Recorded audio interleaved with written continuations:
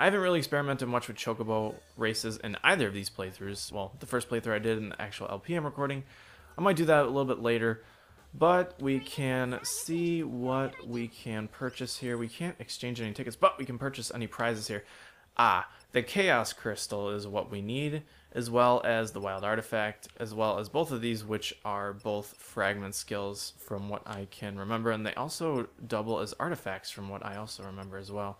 But we don't have enough coins to get them, so let's purchase some coins. We don't really have many tickets, but the one was 7,500.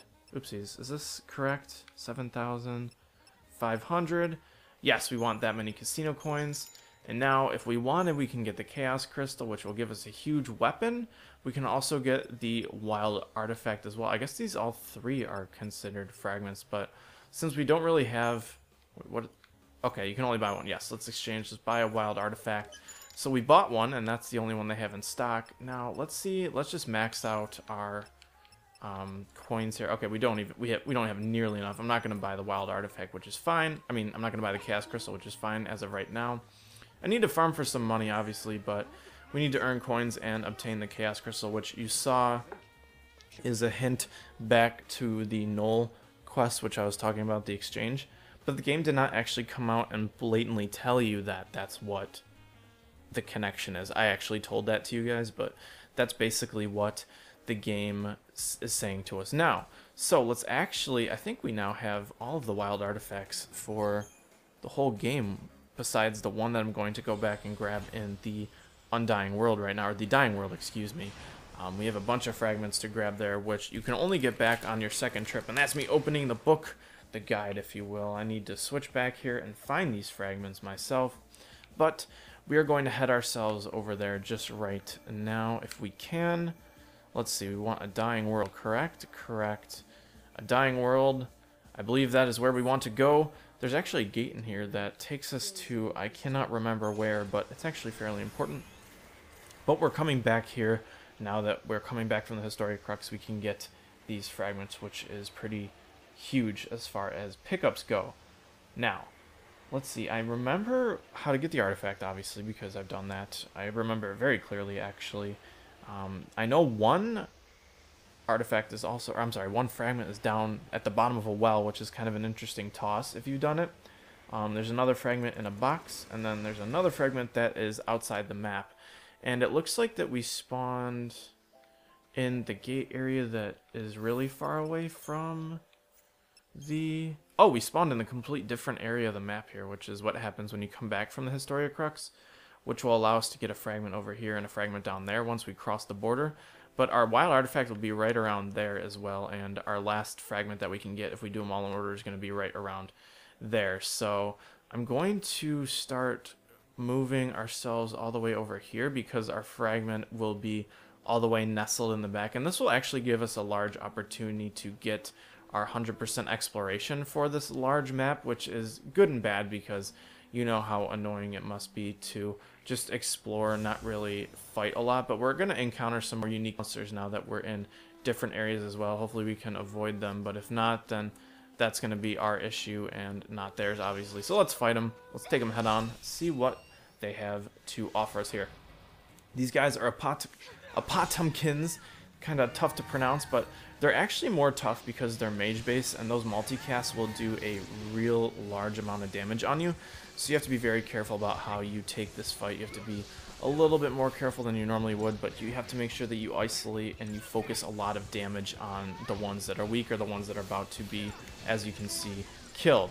So we're going to switch back to our Medic Commando class here and get our Hyper Rescue off, which will allow us to survive a little bit longer. We're going to switch to a more conservative class like Diversity because, as you can see, Null's doing a fair enough damage, but our Medic is going to shine here as well. I actually need to level him up if I have some more monster materials for him. As you can see, his health's down to 800, which is extremely, extremely low.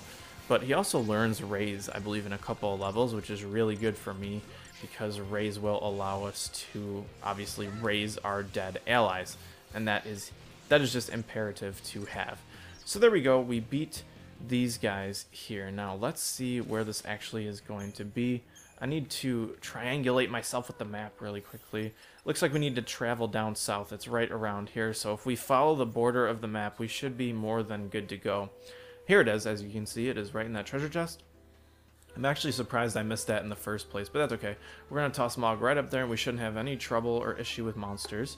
Mog is going to get us that fragment, and now we can travel down and out of here per se. Now, this is there's a gate south of here as well that will open up, and it's kind of an interesting gate because it takes us to a very different area, but it will allow us to even complete more story as it stands. So as you can see, I'm going to demonstrate.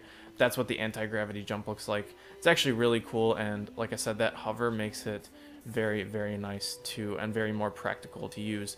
See, as you can see now, we can discover these bridges with Mog, hopefully, and it will allow us to walk across that we couldn't normally do. There was probably going to be barriers there last time that we saw them. So as you can see, we are now even more successful by just running right through here. Now, there is a fragment right here next to this chocobo, and it's the only way you can get it is by having the advanced Moogle sort of find.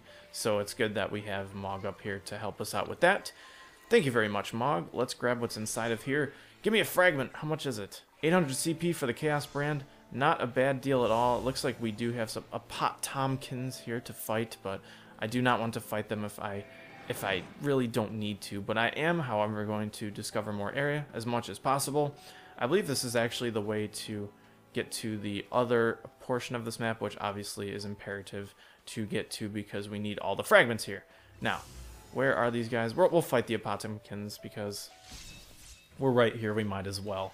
So let's see what we can do. Oh, there's 4 of them. This might be a little bit more tougher than I thought. Oh boy, we didn't even start off with AoE based attacks. This is going to be very different, and these multicasts are really going to throw us for a terrible loop here. Please stay alive. I'm going to switch already. I'm going to switch to my diversity right now because we need the heals, and we can switch to, I guess, I don't know why we're throwing out more AoE now, which is weird. Oh, hyper rescue before he dies. That was huge, although he just died. So at least we got one of the Apotomkins down, and then another one is close to death. We're going to switch right back to our Medic Commando class, see if we can get our healer up. Oh my gosh, look at how much damage these guys are throwing out here. We need to get a better dedicated medic here. We need to raise this guy. That's the most important part here. I'm not even going to bother curing him as of now. He can cure once he gets out and alive again, but damn, we need to be a lot more careful, more mindful of what we're doing here. But this is okay. This guy's about to die. And the battle's over just as it began. These guys are really quick, one-and-done sort of hit-and-run enemies, so you have to be careful. Now, there is, however, a treasure right here, which I want to grab, so I'm going to check on the map right after I grab this treasure. I'm actually going to check with Chocolina to see if she has anything interesting to buy, but if not, then it's really... Oh, look, a Platinum Casino ticket. It's really not going to be too bad if she has anything new or if we missed anything. As you can see, there's a huge amount of stuff to grab here, so I'm actually going to scale around this whole area, and then I'm going to come back to this bridge. I do need to discover that gate area anyway, so it's only smart to do that, so we're going to do just that. We're going to run all the way back here by the gate, discover as much area as possible. The cool thing about this too, though, is that you discover a lot just by being in different proximities to the areas that you're discovering, so it's not too taxing of a job to fill out your percentage exploration in this area. But like I said before, it needs to be done because you need it for more fragments in the end, and with 100% run becomes 100% everything. You have to do everything. Let's see what's up on our backs there. Oh, it's one of those Gargonzola guys looking guys. More cheese pun type names. I love it. There's a chocobo here, and I might think it would be a good idea to hop on with him, but in another thought, he does eat a lot of Geishel greens, and it's really not, you know, it's not that cost effective to do it, but we're going to run all the way over here. There's actually I believe an item over here in a chest, but I have to turn back around and grab it because it is right near this gate to this side of it. I thought I saw it over here. Maybe not. Mog, what do you think? Do you see anything? Weird. I thought I saw... Oh, there it is. It's floating in the frickin' tree there. How about that? Let's see if we can snipe it out from here. Get it, Mog. Ooh, very nice. So as you can see, some of these treasure chests are just almost sadistically hidden because, as you can see, that was just completely out of view. Thank you, though, for the 9 power boosters. It's actually fairly good as far as monster materials go. Oh, I want to check out my medic before I forget. Go to our Crystarium here, and we'll go talk about Argon. Let's see what you got. Oh my gosh, we don't have any grade 3 things to give him, which really sucks. Let's actually check on our Chocobo as well. We got some potent orbs to feed him here. Might as well get him up to as many levels as we possibly can here. So you can see we have some nice level 4. Let's see, what do we give him? An ATB gauge or a Com Boost 2? Let's actually give him... Com Boost 2 might be good, but not, actually, we'll give him Com Boost 2. It's only going to be better, but now we have grade 4 materials to feed him, which is going to be very interesting to see how that sort of plays out. Let's see, we want to do this potent, and then we'll go to Vitality now to give him a little more HP. We'll just max out what we have, finish out what we have, and we should be good to go. We don't really need to worry about mana right now, although he's kind of close to a level. He's level 56. How ironic. How perfect at the same time. So we now have a little bit stronger of a companion, which is good. We need to work on buying some materials for my Flan, because that is going to probably be more of a hamper than it is a helper in the end if he does not get his act together, man. We are going to discover this last area, and I do believe this is the last area of this. Let me check my map here.